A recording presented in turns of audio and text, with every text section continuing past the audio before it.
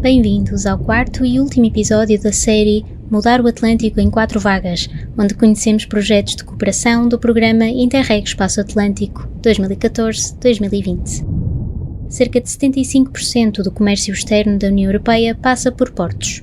O aumento da eficiência energética nestes locais, com imenso potencial em recursos renováveis, poderá ajudar à diminuição da pegada ambiental do setor dos transportes, que tanto depende de combustíveis fósseis.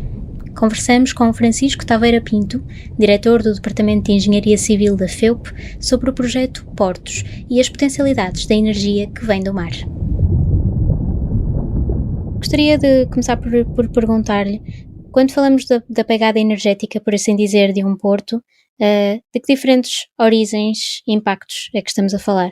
Bom, digamos, os portos são portanto, infraestruturas que consomem muita energia, maioritariamente de origens fósseis, e por essa via, portanto, a pegada é um bocadinho significativa, portanto, dependendo um pouco da dimensão do porto em si e do tráfego e do volume de tráfego que tem.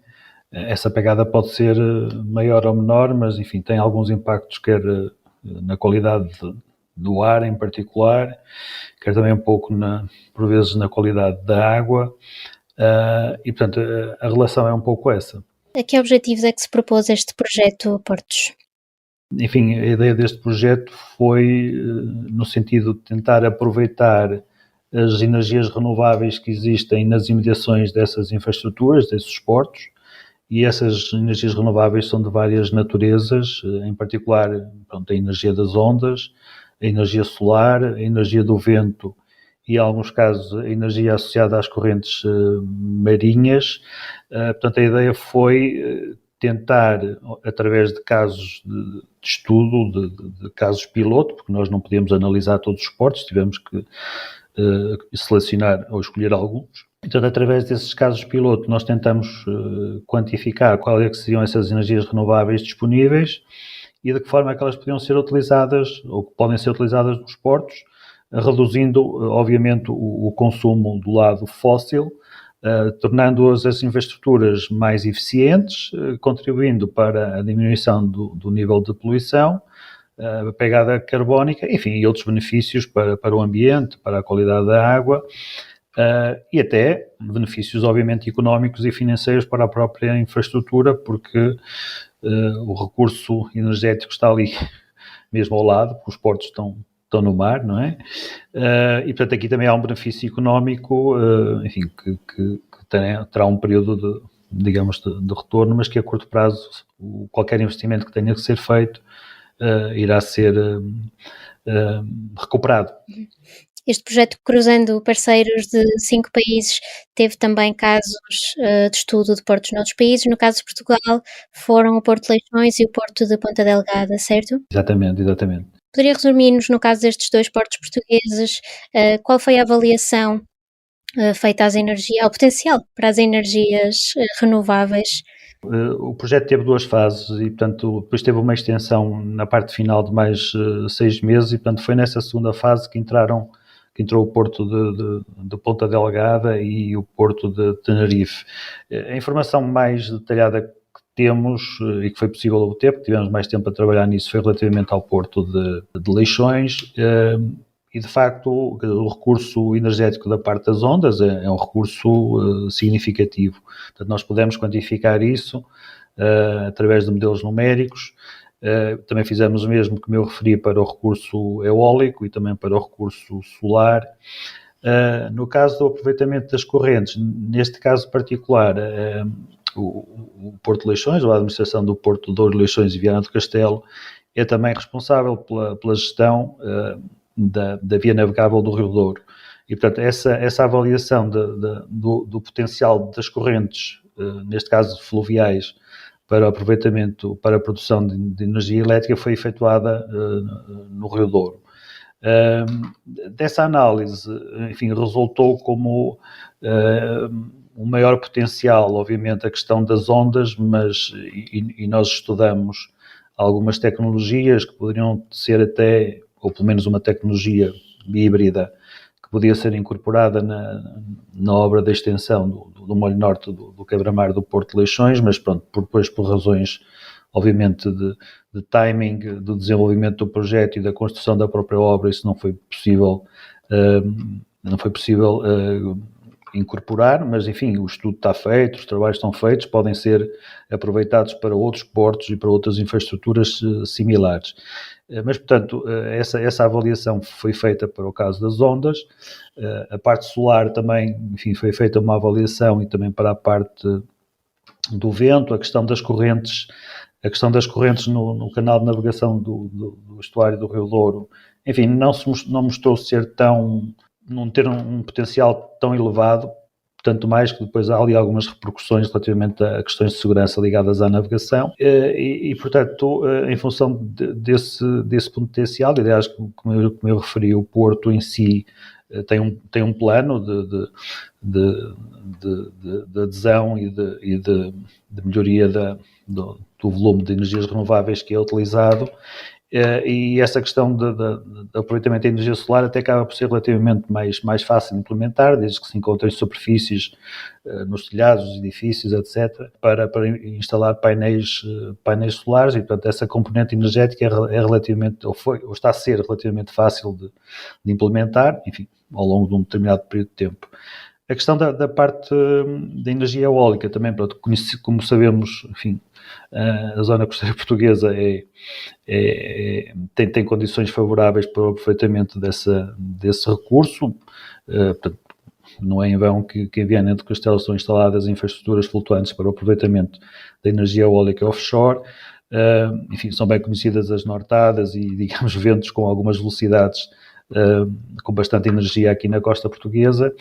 E, portanto, no âmbito desse plano, e sabendo desse potencial, desse recurso, sabemos ou sabe-se que a entidade portuária está também a estudar a possibilidade de implementação de torres eólicas para aproveitamento dessa energia. Portanto, nós, enfim, fizemos esse trabalho de avaliação para vários portos. Eu estou a pormenorizar no caso de Leixões e, enfim, Leixões era um parceiro do projeto, como referiu. Isso, enfim, não só pelo projeto, mas também pela necessidade de haver essa transição energética e a melhoria da eficiência dos vários sistemas, enfim, tem conduzido à implementação de algumas dessas medidas e, portanto, quero crer que o projeto em si, enfim, terá contribuído um pouco para esse planeamento que está a ser feito neste momento e que vai continuar a ser feito a curto prazo, não só neste porto como noutros portos. No caso desta avaliação do potencial da energia das ondas, foi testado, salvo erro, também uma infraestrutura na Faculdade de Engenharia, certo? Poderia falar-nos um pouco sobre esta tecnologia, como é que funciona? Muito bem. Pronto, existem muitas tecnologias para o aproveitamento da energia das ondas. Aquela que nós estudamos foram dispositivos que seriam integrados dentro de um quebra-mar ou de um molho, que é uma estrutura portuária que ajuda a dissipar a energia da onda incidente para que dentro do porto os níveis de agitação sejam mais calmos para as atividades portuárias. E, portanto, a ideia surgiu de, em vez da estrutura estar a dissipar a energia, portanto, perder essa energia, incorporar dentro desse quebra-mar, que é aquilo que está a ser construído agora, uma secção especial, com características especiais, em que essa energia, em vez de ser dissipada, era armazenada, produzindo eletricidade. Esse dispositivo era um dispositivo híbrido e ao ser híbrido e ter dois dispositivos distintos na mesma secção, portanto, na mesma infraestrutura, tinha dois dispositivos diferentes. Um deles é uma coluna de água oscilante, portanto, no fundo é uma espécie de uma chaminé que está ligada ao mar. As ondas, enfim, interagindo com a estrutura, naquele movimento de vai e vem, enfim, fariam oscilar a água dentro dessa coluna, dessa chaminé. Dentro dessa coluna existe ar, e esse ar também seria movimentado de forma oscilatória e, portanto, obriga o ar a passar por uma turbina e o ar ao passar pela turbina, enfim, como sabemos, as turbinas produzem eletricidade. Isso era um dos sistemas. O outro sistema estava exatamente na mesma secção, portanto, sobreposto a este, permitia recolher a água das ondas, portanto, a onda ao rebentar na estrutura entrava dentro de reservatórios e esses vários reservatórios depois estavam ligados à bacia portuária por uma tubagem, e nessa tubagem existe uma turbina também de baixa queda que produz eletricidade. Portanto, nós tínhamos dois sistemas diferentes que aproveitavam duas formas distintas da energia do mar.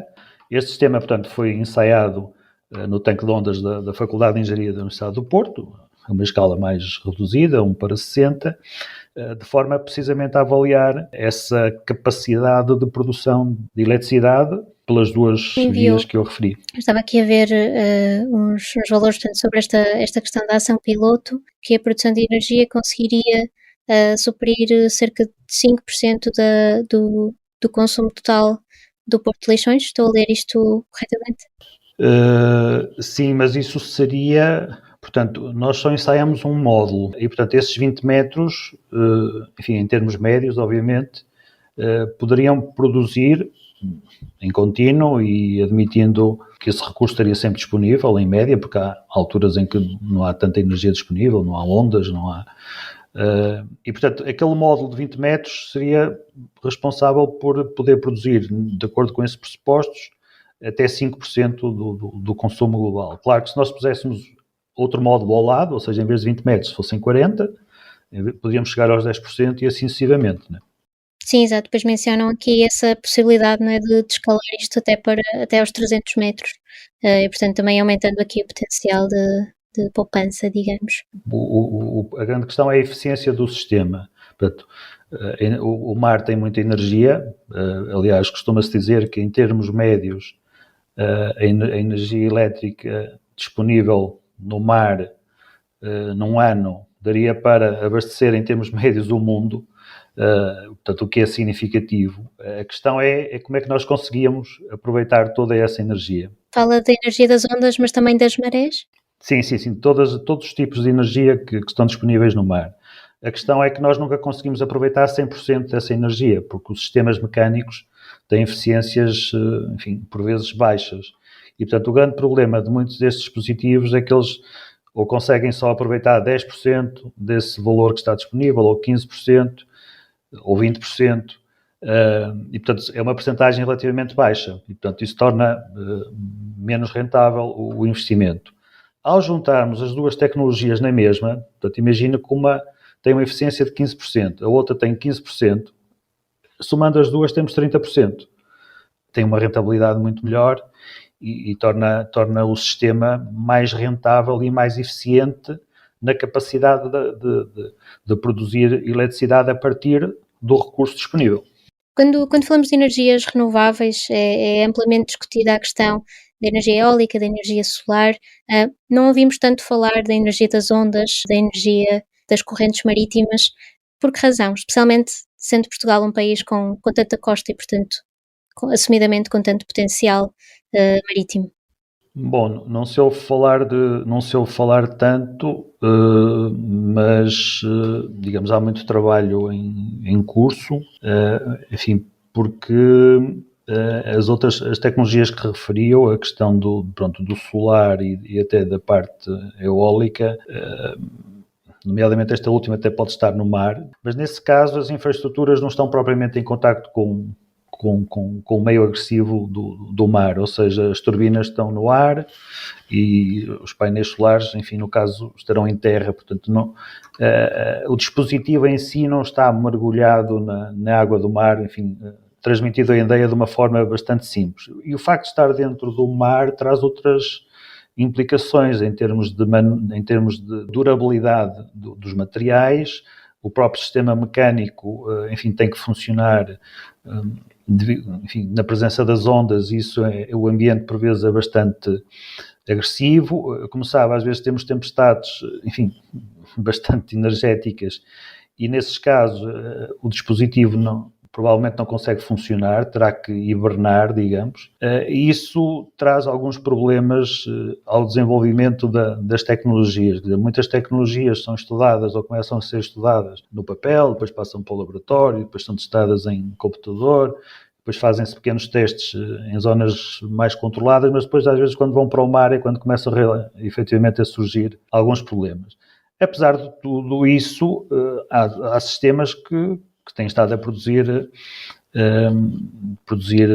eletricidade a partir da energia das ondas. O dispositivo Core Power irá ser instalado na costa norte portuguesa em breve, pelo menos isso está previsto. O dispositivo Wave Roller tem estado instalado ao largo de Peniche, enfim, é uma estrutura submersa e também tem estado a produzir eletricidade. Enfim, às vezes essa informação não é, digamos, não é conhecida com detalhe, mas enfim, há algumas notícias que dizem que... Portanto, está a haver progresso nesse sentido, no desenvolvimento desta tecnologia? É um bocadinho mais lento. Aliás, nós costumamos dizer que há 30 anos se calhar encontrava uma eólica num monte e outra aqui ou acolá, ou seja, e neste momento encontra centenas ou até muitas mais dessas turbinas eólicas. E, portanto, há um período, há uma curva de aprendizagem, não é, que demora o seu tempo, e, pronto, no nosso caso, enquanto engenheiros e investigadores, nós esperamos que o aproveitamento da energia das ondas possa vir a ser uma realidade um dia destes, não sabemos quando, mas isso obriga a um trabalho, enfim, que demora o seu tempo, não é? Saiba mais sobre este e outros projetos que têm o Oceano em Foco na série Mudar o Atlântico em 4 Vagas, na página do Azul. Mudar o Atlântico em 4 Vagas é uma série editorial do Público sobre as potencialidades das regiões atlânticas europeias e os desafios que enfrentam a nível ecológico e de crescimento económico, social e territorial. Esta série editorial tem o apoio do programa Espaço Atlântico 2014-2020.